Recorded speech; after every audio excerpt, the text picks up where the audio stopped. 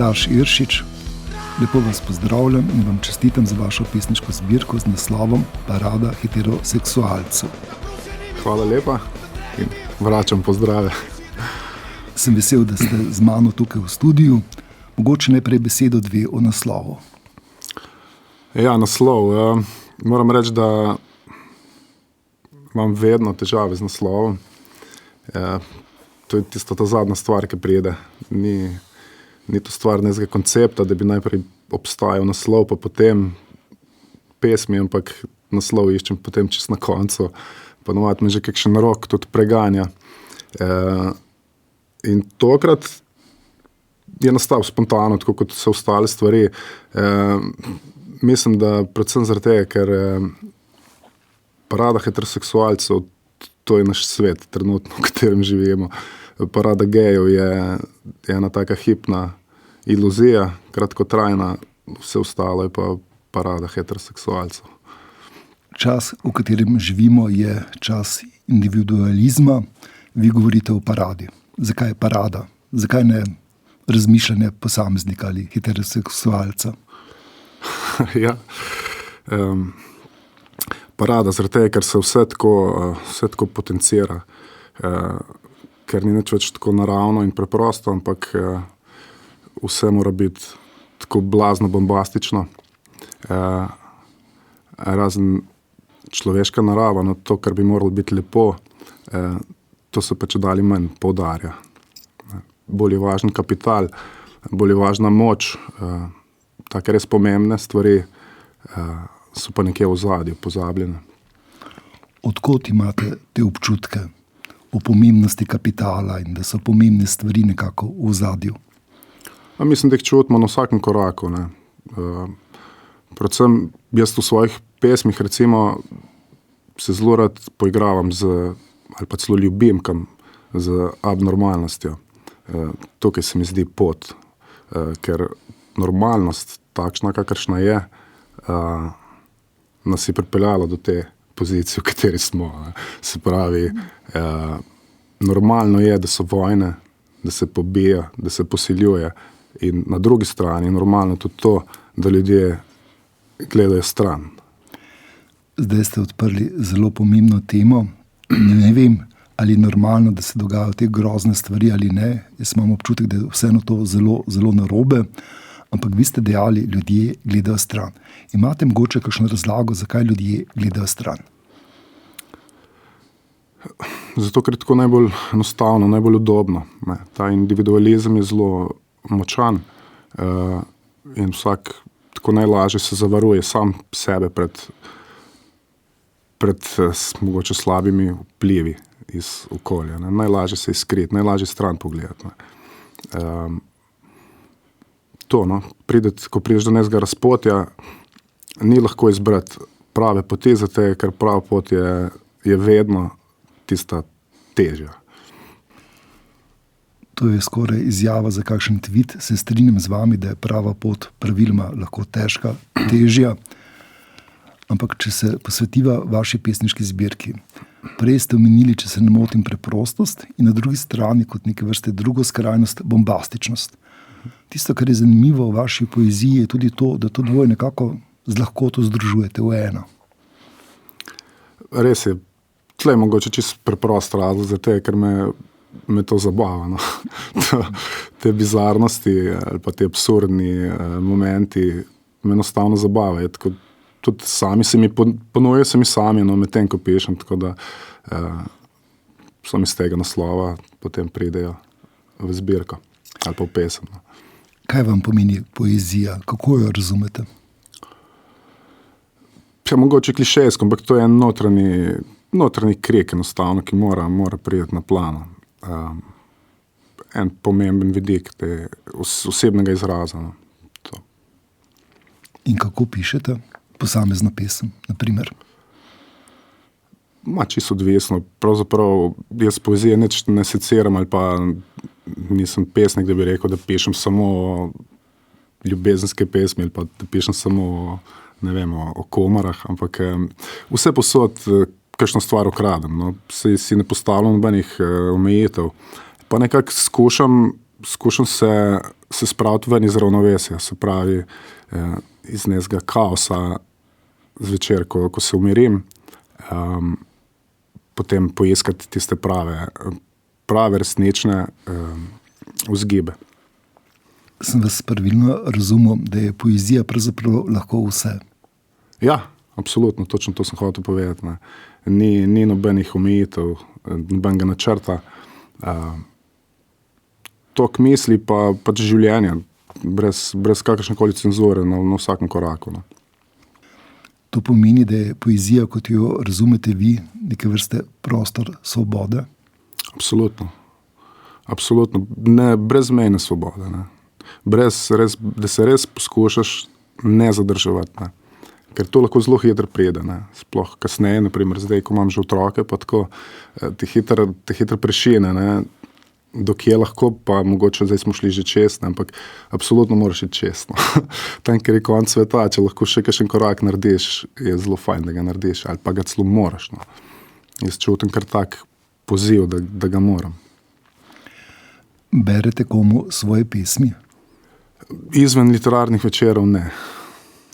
Bom vprašal še drugače. Vaši bližnji poznajo vašo poezijo? Ja. To pa ja. Kako jo sprejemajo? Je v redu, ker so že z njo pravzaprav nekateri smo se že spoznali, ne. Če govorim o moji ženi, ona me je že prej poznala, ne. Drugače pa tudi moji bližnji, pa včasih je človek presenečen, kako včasih tudi pri starejših izzove poezija, tako mogoče jih malo celo prebudi iz enega spanja ali pa otopelosti, tako da se kar mogoče rata ima bolj otročji ali pa bolj igrivi. No. Nekako jih osvobodi, ne? Ja. Prej ste dejali, kako je pomembno, da naredite nek korak, ko pridete do roba, ne? Do neke črte, do neke meje in potem, da naredite ta še en korak čez, ne? Bodi si zaradi svobode, bodi si zaradi ustvarjalne svobode, zaradi dobrega občutka, pustolovščine, česarkoli že. In ko sem se nekoč pogovarjal s kolegico, tudi pisateljico, in sem omenil nekaj podobnega, da razumem poezijo kot res prostor absolutne svobode, se je zgodilo nekaj zelo presenetljivega. Kolegica je predstavnica mlajše generacije. Se je strinjala, ampak dodala nek ampak. In ta ampak je impliciral, vse pa vendarle ni možno. Ko berem vašo poezijo, imam občutek, kot da se s to kolegico niste nikoli pogovarjali. Jaz v bistvu mislim, da šele, ko narediš ta korak, ali pa celo skok, rečemo, da tam se poezija v bistvu šele začne. To je pol poezija. Ne? Na programu Ars redko slišimo nekatere besede, ki so v vaši zbirki kar pogoste. Imate kdaj kakšne dileme, dvome ali to z lahkoto razrešite? Uporabo besed, mogoče besed na črko K in tako naprej. Z lahkoto, ja. Z lahkoto. Mislim, da niso nevarne. To v bistvu na koncu pesniki širimo ljubezen ali pišemo z ljubeznijo ali pa celo za ljubezen. Tako da te besede niso nič, nobenemu ne bodo nič naredile. No. Nobena beseda ne bo nikogar, bi rekel, poškodovala. In, tako. Ja. Nimate torej nobenih dilem, ko zapišete takšno besedo? Nobenih zadržkov? Ne, mogoče samo bojim se banalnosti, no, tako da to z enim občutkom, da ni tega preveč, no, ali pa da je na pravem mestu. No. Kaj, če na pravem mestu ima lahko tudi veliko večji efekt, kot pa ena malo bolj mlačna beseda. Prav to me zanima, učinek take besede, ne? Ali vas tak učinek nekako kot človeka osvobaja, ali da nek pospešek pesmi, kakšen je učinek takšne besede? Ja, mogoče pokliče ali pa zbistri, ali pa mogoče tudi šokira, če je ta beseda sploh še možna dan danes. Ne. Važno je, da gre v razmislek pesem, no, da ponudi bralcu nekaj, da ga zbudi, no, da do ene stvari prerazmisli ali pa da jo pogleda z enega drugega, neko temo z enega drugega zornega kota. No. Blaž Iršič, bi nam prosim prebrali kakšno pesem, 2, 3 iz svoje najnovejše pesniške zbirke? Lahko, ja. Španska pesem v ozadju. Mačka imam. Potrebujem pivo in vso mehkobo, ki jo izliva tvoja koža. Vesolje je ena žalost. Videti je kot praznični hrastnik. Strmeli smo v Almodovarjevega Matadorja, zavedno izgubili pohlep in se vračali na polja prerasla z vojaki. Zlival sem vino v svoj tempelj, hrepenel sem po manj, dvigalo se spušča. Bil sem, kot bi me potegnil iz riti, sonce pada v morje med ciplje. Čutim, zlo nima nobene vrednosti. Postal sem mož, kri je potemnela, plesal sem z nočnimi ptiči. Rad imam te tople stvari, čeprav jih ves čas izgubljam. Uboge oljke, brez možnosti, da si vzamejo življenje, nas učijo potrpežljivosti. Okrog mene so same zmage. Očitno sem poraz. Nisem zaspal skupaj z nočjo. Skupaj z nočjo sva propadla. Izmislili sva si drug drugega in sedaj se prepričujeva, da sva budna, da sva resnična. Če hočeš pokopati lopato, rabiš lopato. Biti, na primer, kruh. Si črn? Ne. Pol bel. Jukebox. Ko odnehaš, te zamenjajo in pozabijo. Iz praznih grobov vznikne jasmin, sanje vojakov spijo v jukeboxih Hanoja, srčeve dame po tepuških očeh. Skarabej kotali svojo kroglico, alkimist mu pomaga. Leživa na hrbtu, zaupava si vsak po eno skrivnost. Lani za božič sem ti poklonil srce, letos sem ti kupil šal. Ljubezen vibrira, vzkipi, grozi, da se bo vrgla v reko, odvihra in se vrne zmešana kot vojak iz Vietnama. Fanti sladkorje se počasi topi v julijski nevihti, nedolžnost je edino, kar zares izgubimo. Poljaki imajo radi Poljake. Na pajčevini se svetlikajo kapljice rose v jutranji zari. Pajčevina je past, kot morske deklice, kot Elon Musk. Vzel sem Jožefa iz živih jaslic in šla sva na pivo. Srečala sva Skarabeja, ostal je sam, alkimist je samo človek. Življenje je zelo dolg skok s padalom, ki se na koncu ne odpre. Blaž Iršič, hvala vam za to prvo branje.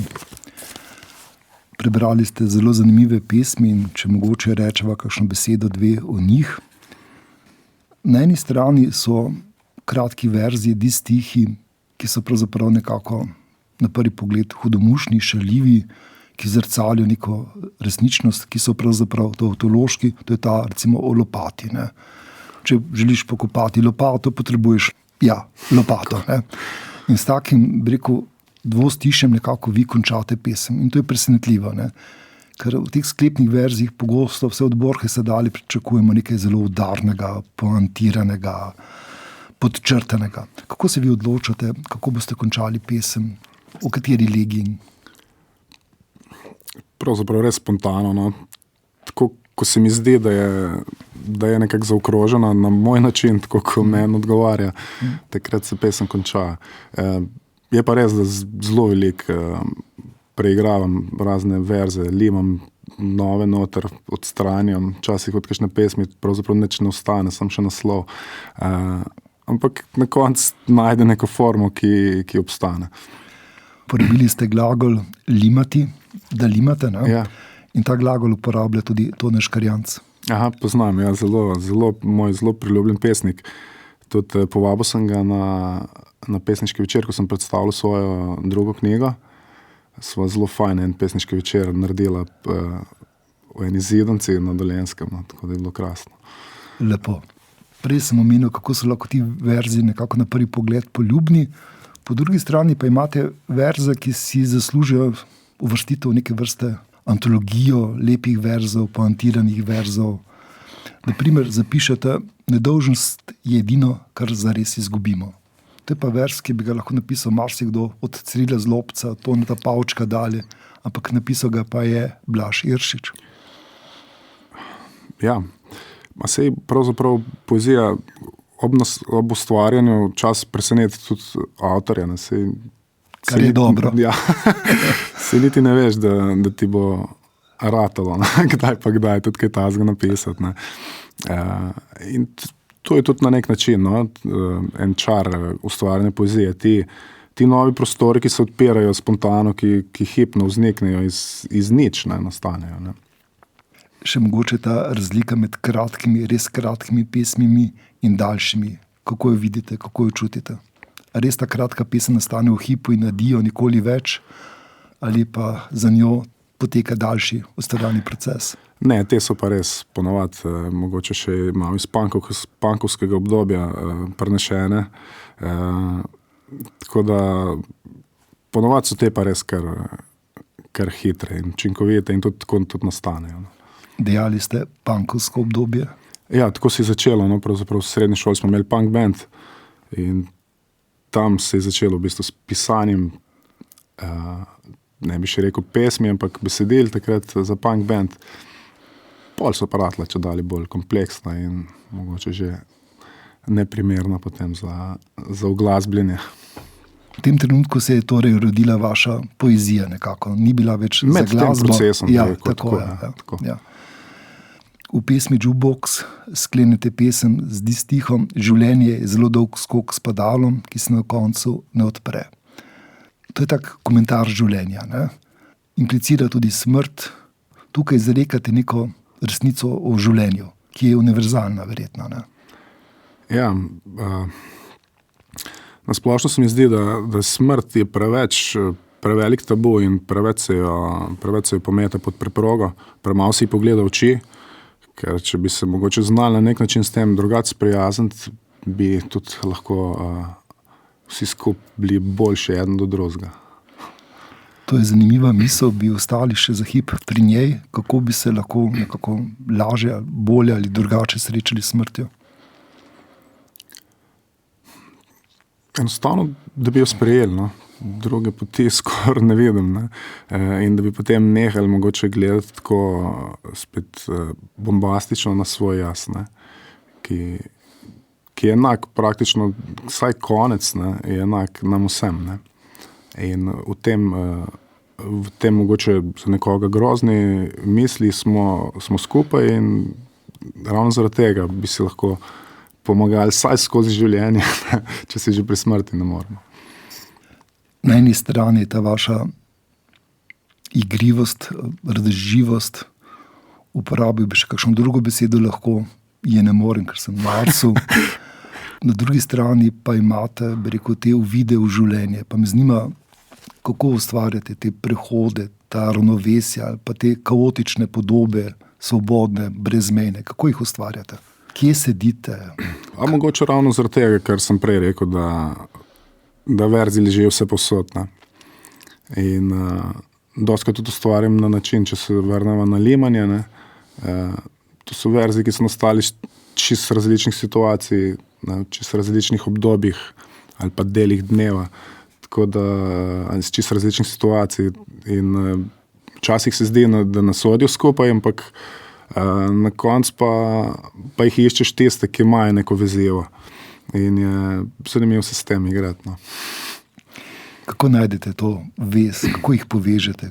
Je to nek občutek? Občutek je, nič, ker se je drugače niti ne znam, no, če sem iskren. To je zgolj občutek. In ta trenutek, ko čutite to je prava kombinacija, to nekako se lepo lima, če lahko parafraziram, Toneta Škrjanca. Ja. To čutite, ta občutek ga imate v tistem trenutku in to je to.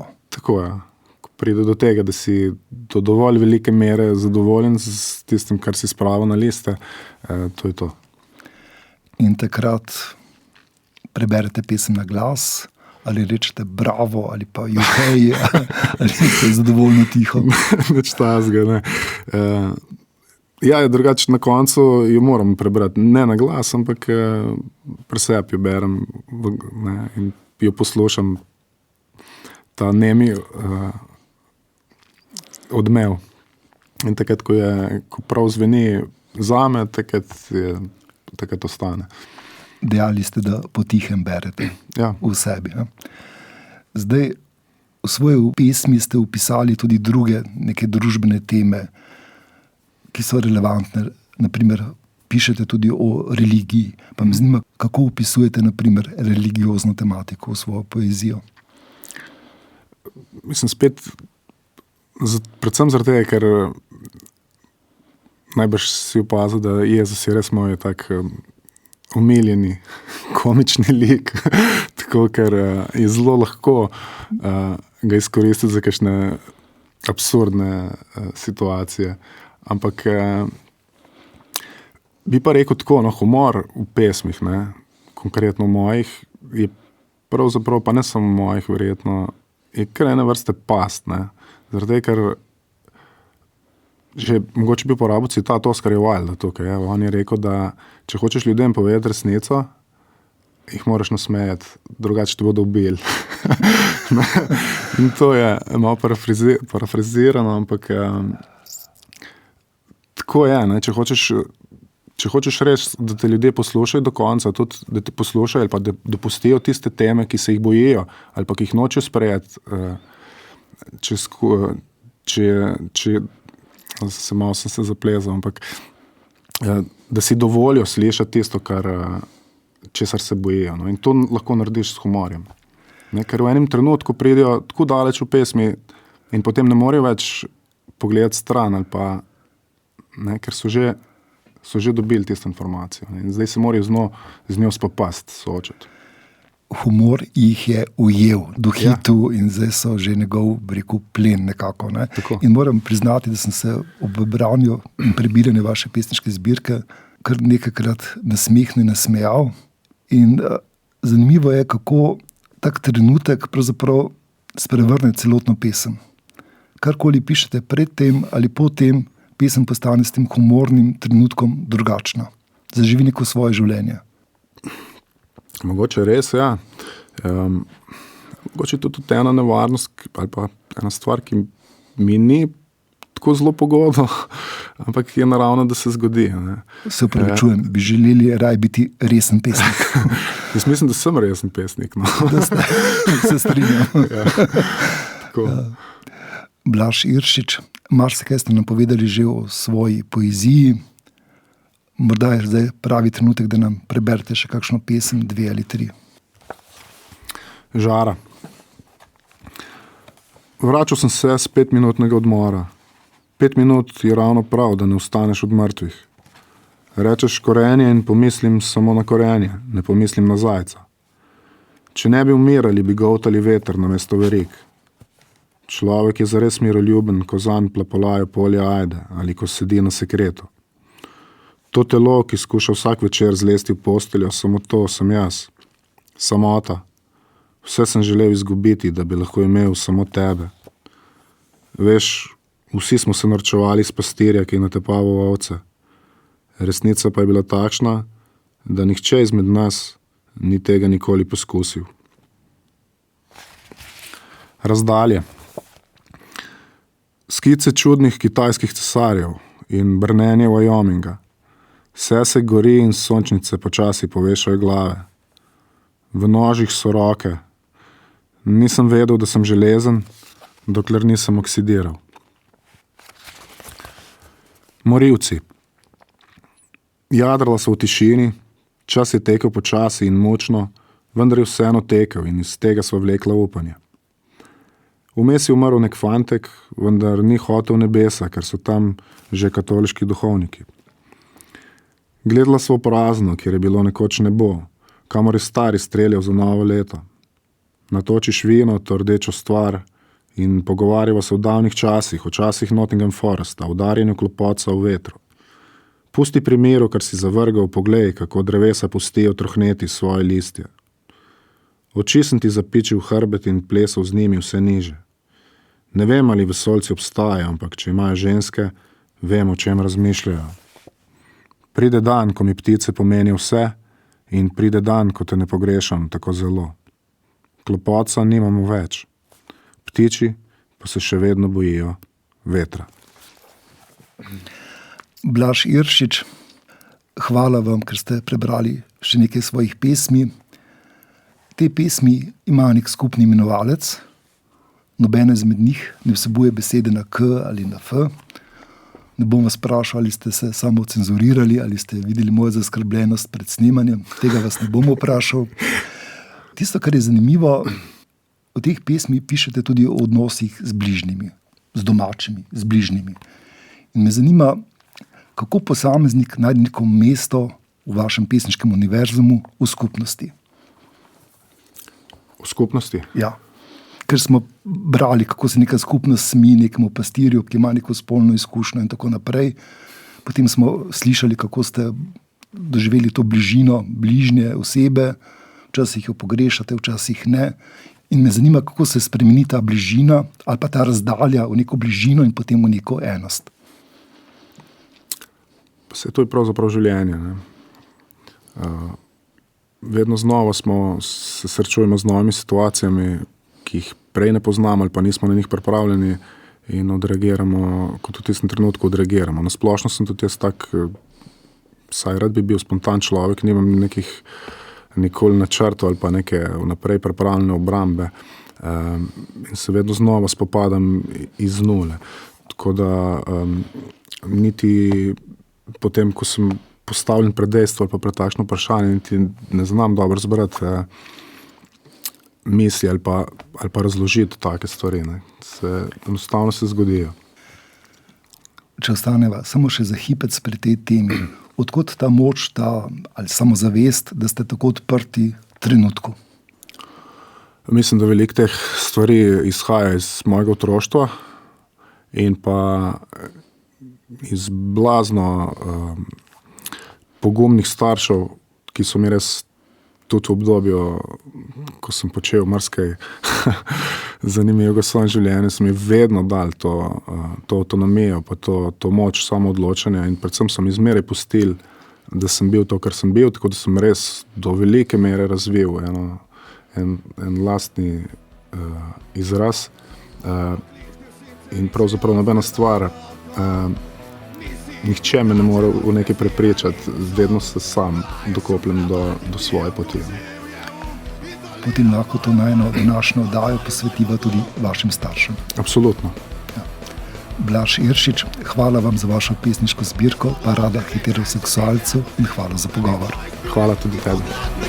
Ostavo v glavah, belodih smo topim, juriš v dobo človeških marionet.